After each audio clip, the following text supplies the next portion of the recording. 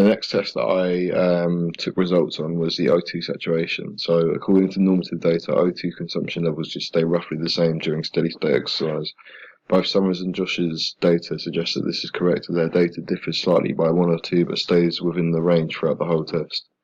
Max's data is different in contrast, as we see dramatic decreases and increases. This may be due to experimental method, and it is unlikely that his O2 saturation would range this widely. This data may be disregarded because of this.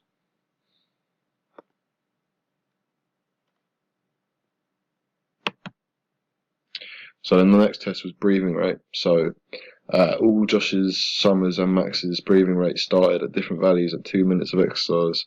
The chart then shows that all three people's breathing rates had an initial increase between 2 and 4 minutes, and then showed a plateau between 6 and 18 minutes, where it then showed a decrease in breathing rate from 40 to 30 for Max and 30 to 20 for Summer and Max.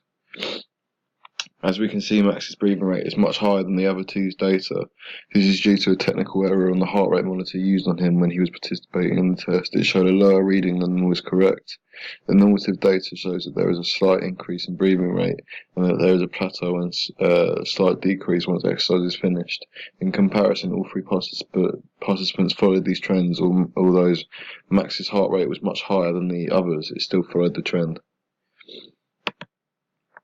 So my next test was the blood pressure, and I've got diastolic blood pressure and systolic blood pressure.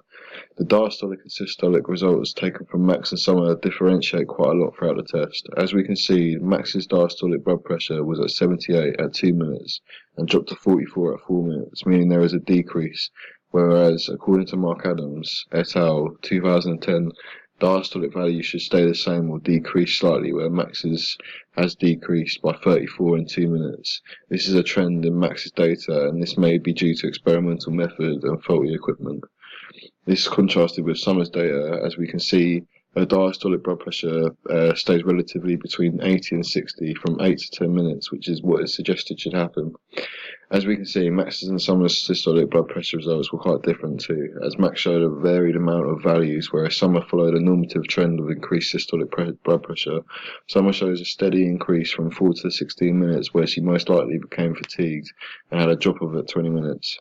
Whereas Max data had a dramatic spike at 8 minutes, which went from 120 at 6 minutes to 215 at 8 minutes. This may be due to experimental method and may be disregarded, as it seems like this data is incorrect.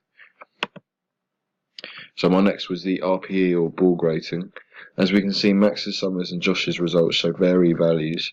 Max and Summer both showed an increase when asked about the Borg rating during the test, and as we can see, from 4 to 8 minutes, both of their RPEs increased. RPE stands for rate of perceived exertion. So at 8 minutes, Summer continues to increase until 12 minutes, when she reaches 17 on the scale, and Max drops off completely with a steady decrease from 10 to 20 minutes. This may be due to fatigue or experimental method. He might have misjudged his exertion level. So Josh's results showed a steady increase over 4 values from 4 minutes to 20 minutes. He and Summer showed that they started to become more exerted as the test went on, whereas Max started to exert himself less halfway through the test and had a 37.5 decrease in his rate of perceived exertion. So my next one was blood lactate levels. So blood lactate levels showed different results for Max, Summer and Josh. We can see that Max's and Summer's lactate level rose as the test went on. Max's lactate level had a quick decline from 14 to 20 minutes of 17.5 to 9.5. Summer's data also showed a decrease in blood lactate level from 10 minutes at 16.5 to 16 minutes at 13. Normative data says that your blood lactate levels during steady state exercise should increase steadily. This is shown by Max and Summer, but they both had a decline between 10 and 14 minutes. Josh's results can be disregarded, as this is due to experimental method. When compared to the other data, it shows that it's not right.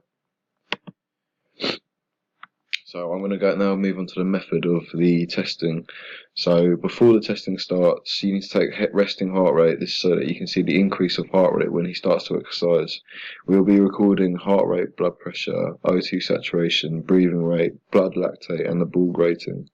These will all be taken regularly but at different time intervals. For example, heart rate will be recorded every 2 minutes, while the Borg rating will be taken every 4 minutes. Before the participant starts to exercise, we need to take their heart rate, blood pressure, O2 saturation, and breathing rate.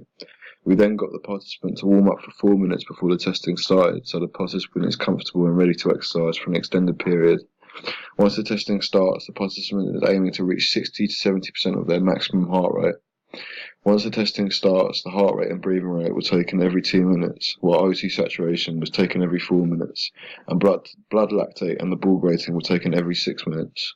Finally, all the tests will be carried out at post 2 minutes after the exercise to see what has changed and how quickly it has changed after the exercise has stopped. The participant will also have to keep pedalling slightly to remove lactic acid from the muscles and cool down. So my first hypothesis was the heart rate. So to measure the heart rate, we used a blood pressure to monitor an oximeter. Before the testing began, our hypothesis was that the heart rate would go through an initial anticipatory rise and then a significant rise in the heart rate as the participant starts to reach their aimed working field. So the aimed percentage of heart rate for the participant to reach was 60 to 80% of their maximum heart rate. We hypothesized that once this level of work was reached, their heart rate would plateau and become steady as the participant's body starts to become accustomed to the level of oxygen needed by the muscles. Therefore, heart rate becomes steady as it does not need to rise to supply more oxygen to the blood and the muscles. Then finally, we predicted that the participant's heart rate would drop quickly after stopping exercise. This is because the participant will be predicted to be working at a level which requires aerobic respiration. This means that there will not be an oxygen debt as the body has been constantly supplied with oxygen throughout the test, as the participant has been working at a steady state. So to get the results, we used a blood pressure monitor and recorded the participant's results pre-exercise and every 2 minutes, and also at post 2 minutes of exercise. So when compared to normative data, the normative data suggested that the same trends occur as the hypothesis that we predicted for the participants. It started that there would be an increase of 60 to 80% in the heart rate and then a plateau when the body is accustomed to the oxygen demands of the muscles. It also shows a decrease in heart rate quickly after exercise stopped because of the lack of an oxygen debt. So moving on to my energy system hypothesis now. So for the participants, we hypothesized that they would be using aerobic energy system. This is because the time frame at which the participant is working is far too long for any other energy system to sustain the work rate at the same amount of time. We recorded their lactate levels every 6 minutes and recorded his O2 saturations every 4 minutes. When compared to the normative data, we saw that the trends was a plateau in blood lactate levels and O2 saturation levels. During the test, we saw that 66% of the participants followed these trends of O2 saturation and blood lactate levels, whereas the other 33% were found to not follow the trends of normative data. This may be due to experimental method where the equipment was not working properly. This means that this data can be disregarded as an anomaly. So moving on to my last hypothesis was the breathing rate hypothesis for the respiratory system. So we hypothesized that the breathing rate would increase once exercise is started. This is because there is a demand for oxygen in the muscles because they need to respire in order to create energy. This means that as the demand for oxygen increases, the breathing rate in turn also rises since oxygen is taken in while breathing in order to saturate the blood with oxygen. Once the participant reaches their required exertion level, the breathing rate will plateau as the body is accustomed to the amount of oxygen needed to supply the muscles. Once exercise is stopped, breathing rate will return to normal relatively fast as there is no oxygen debt around the muscles. Normative data suggests that there will be an increase in breathing rate at the start of exercise and then a plateau when the participant has reached their threshold and their bodies have become accustomed to the work rate. It also states that there will be a quick decrease back to normal breathing rate after the exercise is finished. This is because there is no oxygen debt and the participants were using aerobic respiration throughout the testing. All three participants had different breathing rates at the start of testing. They also saw a plateau during exercise, and this shows they followed normative data trends. There was an anomaly due to experimental methods, as Josh's results showed there was a decrease and an increase before his breathing rate plateaued. This is due to a warm-up beforehand which raised the breathing rate, and a stoppage where the participant had equipment used on him. So this meant that his breathing rate increased and then his breathing rate slightly decreased before his plateau because of the test being carried out incorrectly.